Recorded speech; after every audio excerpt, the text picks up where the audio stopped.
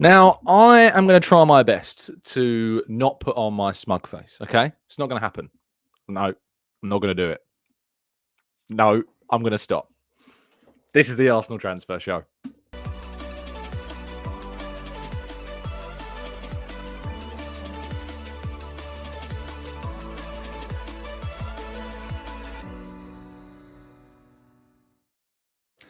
Hello and welcome to the Gooner Talk, back again with you guys and girls for another episode of what is the Arsenal Transfer Show. Joining you every single morning at 8 a.m. UK time. Thank you as always for doing so.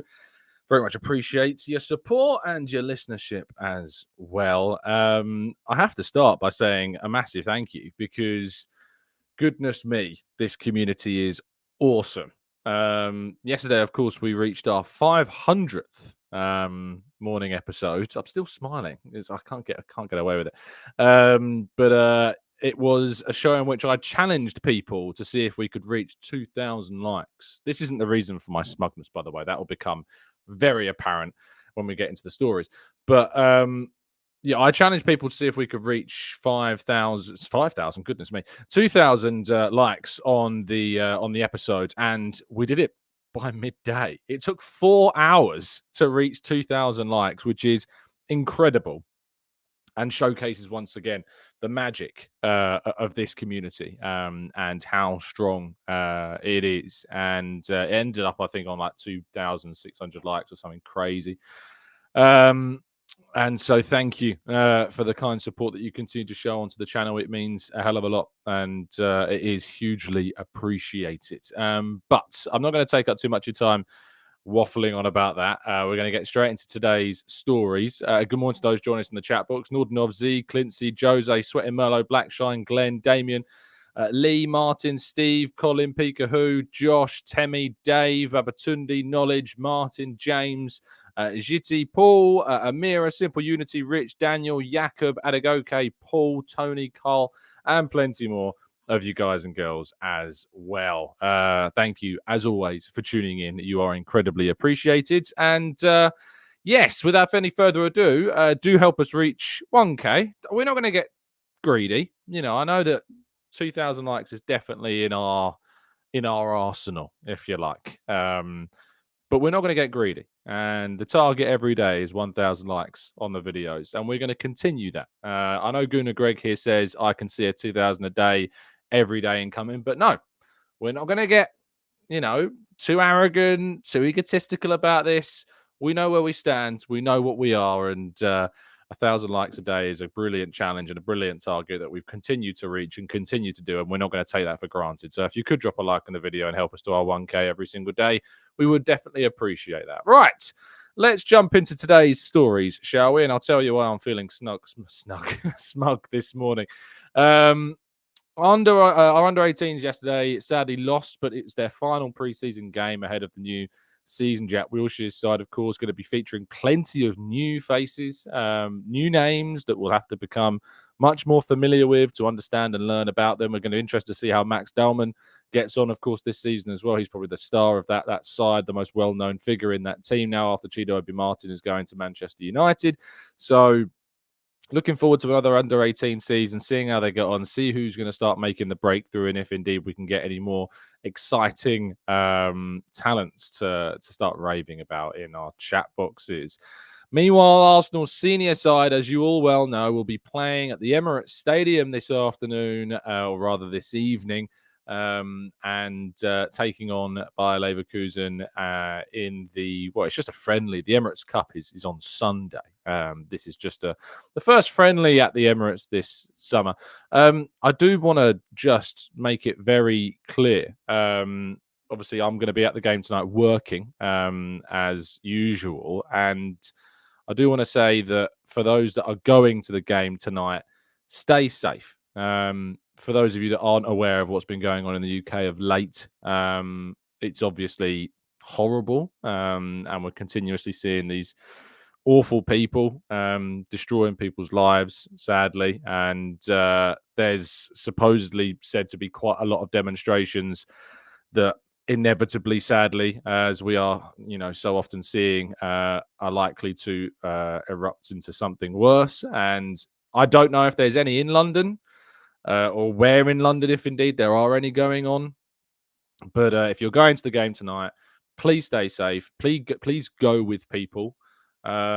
Please go in groups, and yeah, just look after one another. And you don't need to get involved with it. You don't need to, do that sort of thing. Just stay clear of it.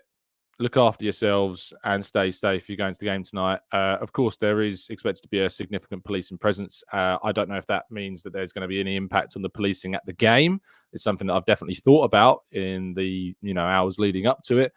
But yes, please, I'm hoping that it won't be anywhere near the Emirates. But of course, you never know with these things. They're very unpredictable. So yeah, please stay safe. Please look after your loved ones, and yeah, hopefully we can enjoy the game in peace. Meanwhile, there's been some fixtures being rescheduled. A few Premier League games have changed. Our October fixtures now read as follows. Arsenal will take on Southampton at the usual time, Saturday at 3 o'clock. That's at the Emirates. And then the Bournemouth game away from home, Sunday, October 20th at 2 p.m. So that game has changed to a 2 p.m. kickoff on Sunday, October 20th. And then Arsenal against Liverpool. That game is on Sunday, October 27th at 4:30 p.m. So that's when Arsenal will be hosting Liverpool in that game, a 4:30 p.m. kickoff on a Sunday. So as soon as Jurgen Klopp leaves, no more midday kickoffs. So that's certainly a good thing.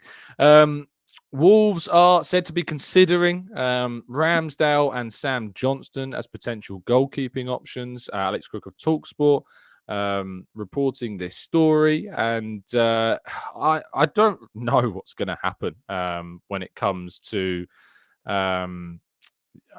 ultimately they're going to be in a position whereby we want to sell Ramsdale, but he is going to be disappointed, I think, with the lack of interest that's going on. And I'm looking forward to seeing whether or not we can get a significant amount of money for him, because he is worth a significant amount of money, and Arsenal should hold on as best they can and should be looking to the best of their ability to get as much money from him. And they should certainly stay as a factor when they look at the sales of Nketiah, of potentially Nelson as well. We need to stand firm. Stand firm on these valuations. Stand firm on these figures. That's what I want to see. And I look forward to seeing it as well, because I know that if a club like Wolves do come in, Edu is going to set the price. And Edu is going to make sure that we get that amount of money. And I really hope that he does, because we've seen somewhat in the Smith Rowe deal that we can get really good fees for our players and sell on clauses on top of that. And that's really, really important. Now, Karl Hein is set to leave the club on loan. I reported this story a while ago that despite him signing a new contract, the expectation was that he would be leaving the club on loan and moving to another team for the rest of the season. And it looked for a bit, and I was getting a little bit excited. And for those that obviously know the allegiances of my other half, I was getting a little bit excited that he might be going to Charlton. But sadly, it seems that that's not going to be the case. He's going to be, I say sadly, it's actually a really good thing for him. He's going to Real Valladolid in Spain and getting some experience away from England. They play in La Liga, so he's going to be getting some La Liga experience. So it's better than playing, of course, in League One. And so that is really, really key. So it's a good move for Karl. That was a bit of me that got excited when it might have been that he was going to go to Charlton. I might have been able to do some scouting trips over the course of the season, but sadly that's changed. I think it's a really good move to play La Liga football, to get some really good experience there. So yeah, I'm looking forward to that. Zinchenko has dropped a huge hint that he is going to be staying at Arsenal. He has changed his shirt number. He is now number 17. This is fantastic news for Zinchenko, and has dropped a significant hint that, I mean, how more of a bigger hint can you get? Let's be honest. Let's be real. How big of a hint can you get when it comes to saying you're changing your number? You talk about how happy you are that it's a number that you've wanted, and you can go and read the article on the Arsenal website to find out why exactly Zinchenko has decided to change his number. But Cedric, of course, left the club, which meant that number 17 was free, and he asked for the number, and he's got the number. So he is going to be staying. He is going to be staying with us, it seems. I don't foresee any reality where you change a number and then leave. That would be very surprising indeed. So, yeah, an interesting one indeed. Now, we get to the smugness, okay? Because for those of you that know, I went on a little bit of a... on Monday, I went on a little bit of a rant, if you listen to Monday's show, talking about the reporting surrounding the Mikel Merino situation. Now, on Saturday, I reported that Arsenal were yet to make an official offer for Mikel Merino. That despite all the talk, all the hype, all the noise, so far, an official offer had not yet gone in. On Sunday, my colleague Karl Hein reported on FL as well that still no kind of formal offer had been made, and there had been discussions with the players' representatives, but that there was more. It was more complicated, more nuanced than was being suggested. He's a player that Arsenal are interested in. He's a player that Mikel Arteta really likes. And interestingly, yesterday revealed two more stories on this. The first one came from James McNicholas, aka Gunner Blog, reporting in The Athletic that Arsenal's interest in Merino is ongoing, but the club still considering their options. Those are the words of James, and it's good to see further validification and vindication in those stories that, of course, we put out over the weekend. And then, of course, Fabrizio Romano as well on Give Me Sport put out that on Mikel Merino, it's getting closer. It's not done yet. They still need some conversations with Real Sociedad in terms of payment terms and structures of add-ons. So they still need to clarify some important parts of the deal with Real Sociedad. But the conversation between Arsenal and Real Sociedad is ongoing. At the moment, it's all verbal exchanges. So still no official bid to close the deal. This is what I said when I got so frustrated on Monday at the backlash that Kaya in particular took for just reporting the reality of the situation.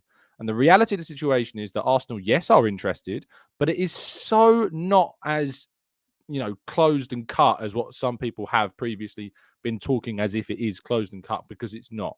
Arsenal still need to sort out a lot of details.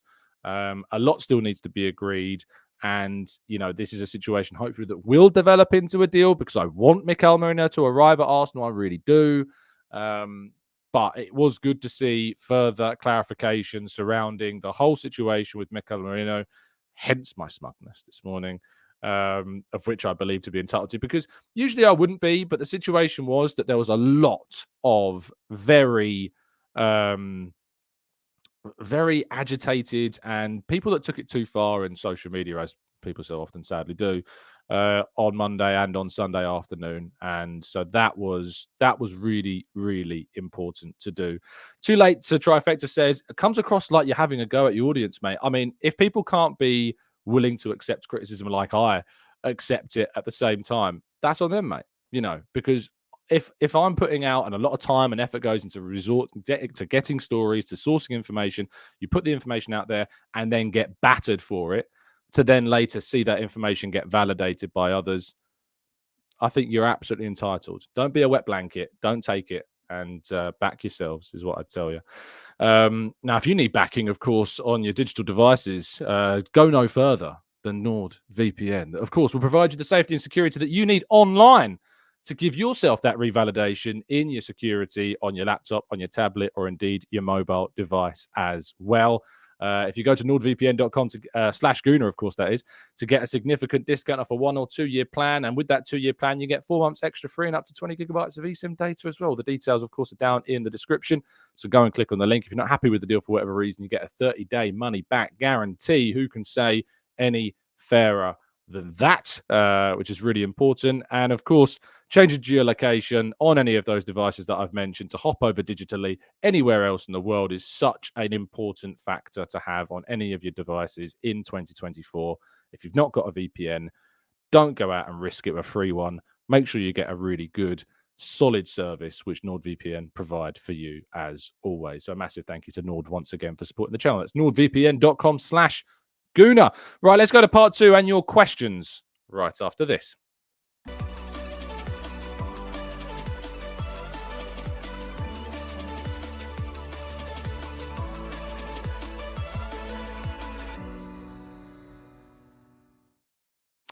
Okay, this is part two of the show where, of course, we jump into the chat box and tackle as many of your questions as we can.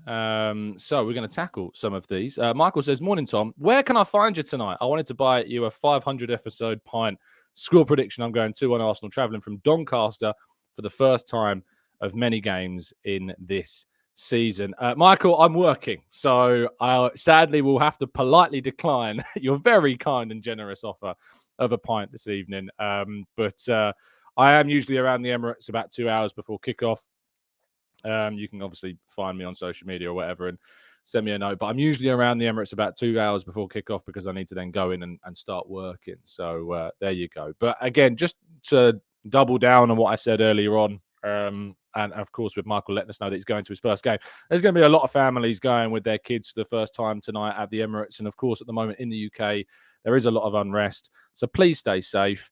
Please stay with one another. Please don't go on your own if you can avoid it at all costs. Please go with other people. If you know other people that are going, meet up with them and go together. Just look after one another.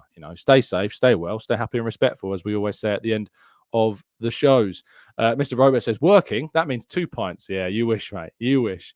Ashley says, "Can you please ask the situation regarding Timber? I'm not sure if you're going tonight as a journalist. If not, can you please ask your journalist friends?" I will be there in a journalistic capacity. I would expect that someone will ask the question. There will be a press conference after the game. There wasn't a press conference before the game. And so, yeah, it's really important to make sure that these big questions get asked. And I think someone will. I won't be in the press conference because I do the mix zone after the game. So, indeed, if there's an opportunity to catch any of the players, the plan is I'm really keen to try and grab Granit if possible tonight after the game. That's the plan. I'm hoping that he's going to be willing to have a chat. He's not been at the Emirates for a while. Hopefully, there's an opportunity to grab Granit for a quick conversation. That'd be quite good. Jack says, "Tom, morning. What exciting / new tactical changes can you see us trying this season?" I'm interested to see, of course, how Calafiori fits into things. It's really important to get him integrated into the team in the correct way and to find out how on earth we're meant to, how we're meant to obviously integrate him and utilize him in the best. That's the word I was looking for. Utilize him in the best possible way. So it could be that we switch structures defensively. It could be that we start seeing him push into the midfield, and that's going to be the intriguing tactical switch. And Timber as well, his own presence when he's fit and available, and hopefully we get some more clarification on that tonight. But when he's fit and available, how he fits into the team is going to be key. And if we do land Mikel Merino, which I'm very hopeful of course, that also is something to consider. Kevin says, "Do you think now that Barcelona have added Olmo that there is little blocking the Merino move and it puts us in a better position bargaining-wise if the club wants to go that route?" I think Olmo, of course, is a much more attacking-minded player than Merino is. But, of course, Barcelona's financial situation and them investing a lot of money in Olmo, I think, will restrict them from doing further business. But it's always felt like that with the Merino side of things on a personal terms basis that his preference has been Arsenal from the sounds of things. So, I don't necessarily think that the Barcelona side of things was necessarily as much of a factor as others considered. Danny says, "What do you think could potentially be Arsenal's downfall this year?" I'm not saying they will have one, but you see any weaknesses, it's fine to ask the question, Danny, because it's important to ask these types of questions. Where are Arsenal's vulnerabilities? Well, we still don't know if our left-hand side is going to be fixed. The left-hand side, I think, was an area last year that was lacking. We had inconsistency in terms of starters. We had Rice at one point playing left 8, other points of the season playing 6. Sometimes we had Martinelli. Sometimes we had Trossard. Martinelli's form weren't great.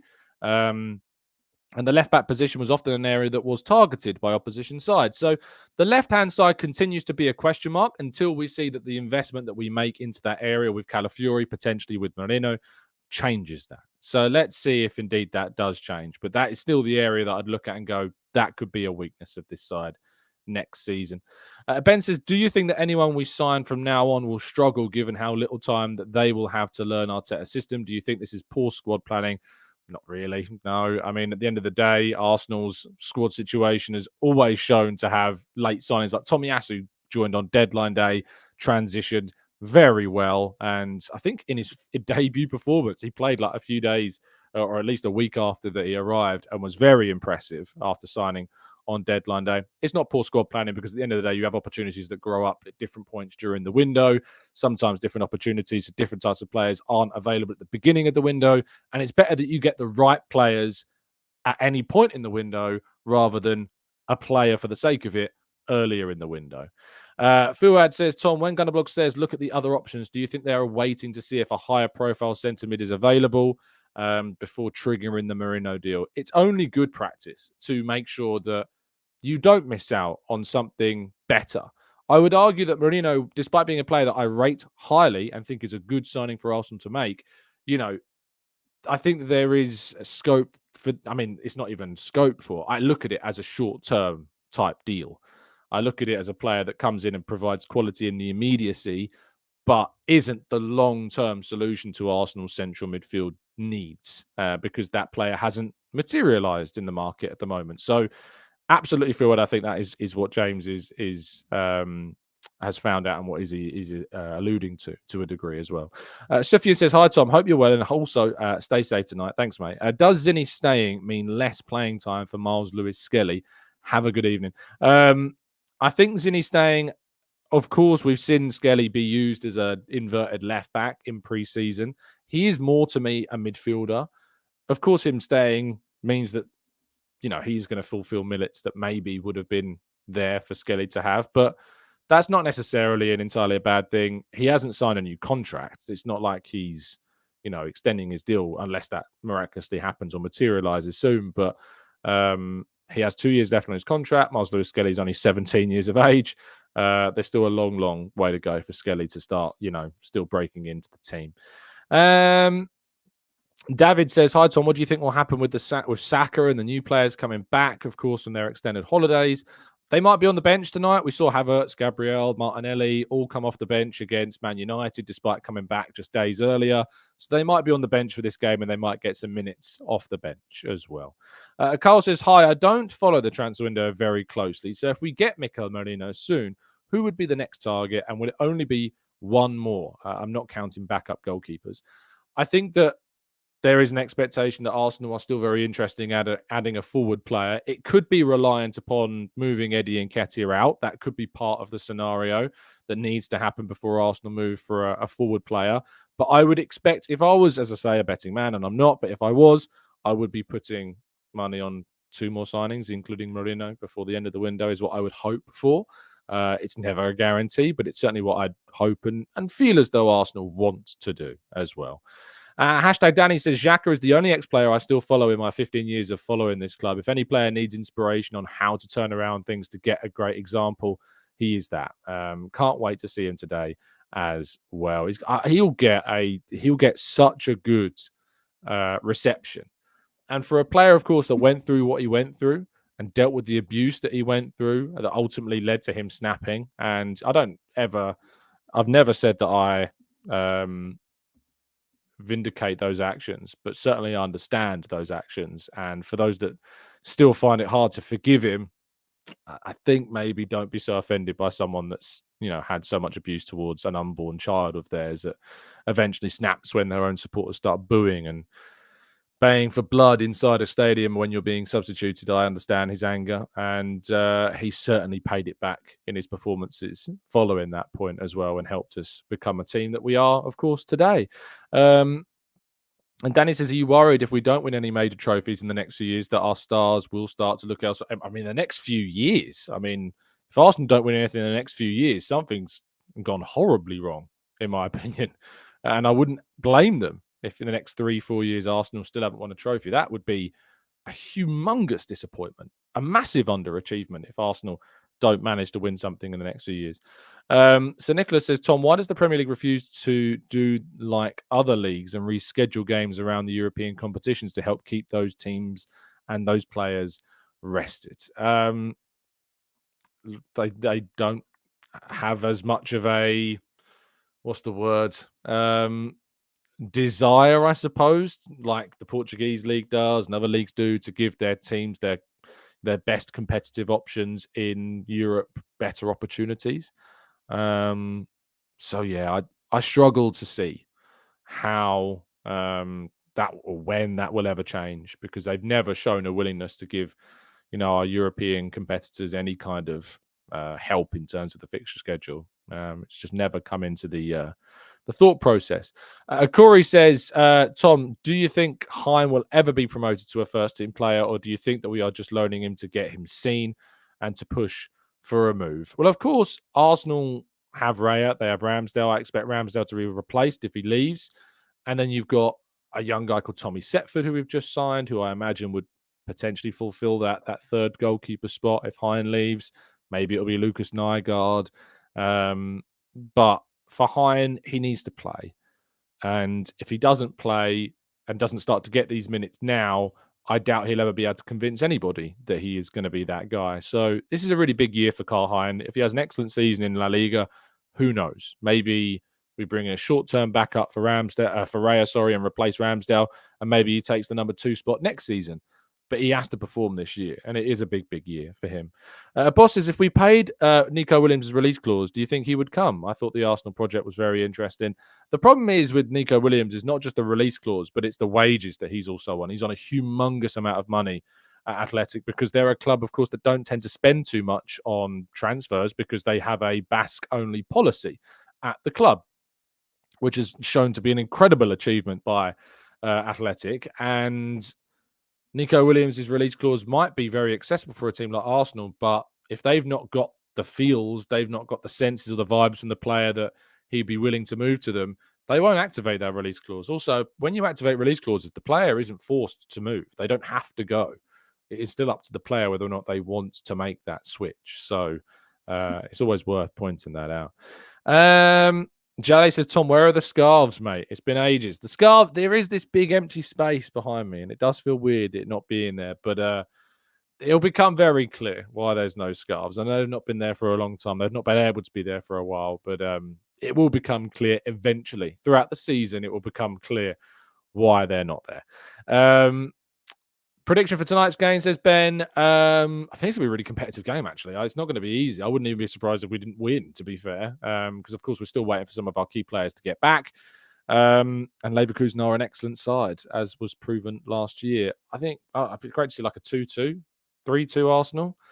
I think just goals. I want to see goals. Players given opportunities. I want to see Noneri given an opportunity to play. I think he'll get amazing reception at the Emirates. So, yeah, I'm hoping for something spectacular tonight, just a really high-scoring, entertaining game. Ajmal says, do you see Kivior staying with the depth that we have? Do you see him playing centre-back in a cup competition? I think he's good enough to be a Gabriel backup, but hardly see him play there. Yeah, I kind of hope that he stays. I don't think we need to sell him. I don't see us bringing in another defender, so I would keep him. I would definitely be keeping him at the club at this point in time. Cal says, Tom, I'm scared Xhaka might not get the good reception because of recent comments. I hope the fans in the stadium prove me wrong and are nothing like our online fan base. So these comments that Cal's alluding to are the ones where he said that he's taken 2 steps forward in his career. He has. He's won a league, unbeaten. He's won a cup competition. Of course, there's the 2 steps. He's gone from not winning anything to winning 2 trophies. If you can't accept those comments, I think you're just being a bit sensitive, to be honest, because I don't see anything wrong. What he did at Arsenal was great in the end. He really did have a renaissance of a career with us, and he deserves the respect that hopefully he's going to get. And I think that, on the whole, the Emirates crowd is typically a very good indication of kind of the genuine feeling. Because you get a lot of noise online, a lot of faceless, anonymous accounts, all abusing. And the Emirates Stadium has changed a lot in recent years. It's changed from when Xhaka got those boos in that game. And, I think that what we've seen is a more welcoming atmosphere recently, a greater number of fans, of course, who are more, in some ways, because it's so difficult to get tickets. The sense of gratefulness, I suppose, to be there has also led to a much kind of better feeling in some ways as well. People aren't taking those seats for granted in the same way, perhaps. But at the same time, there's still 2/3 of the ground is season ticket holders. So, but the mood has changed. The feeling is different. And I think that Xhaka will get the reaction that hopefully he deserves, because he does deserve a good response and a reception in this game. Avanash says, do you feel if the club doesn't spend big money now, they could be looking to do that in January, when players are a little more unsettled. Just because we don't sign players now doesn't mean we won't use, of course, the January window. I hope that's not the case. It just might be that there are opportunities available in January that ultimately aren't available now.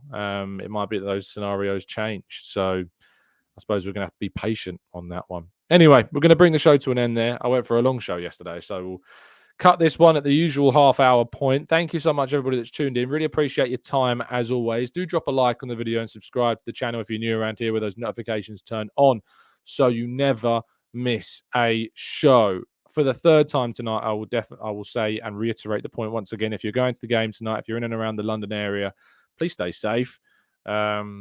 Please go with people that you know. Please go together in a group if you can, and look after one another and look after each and one of yours as well.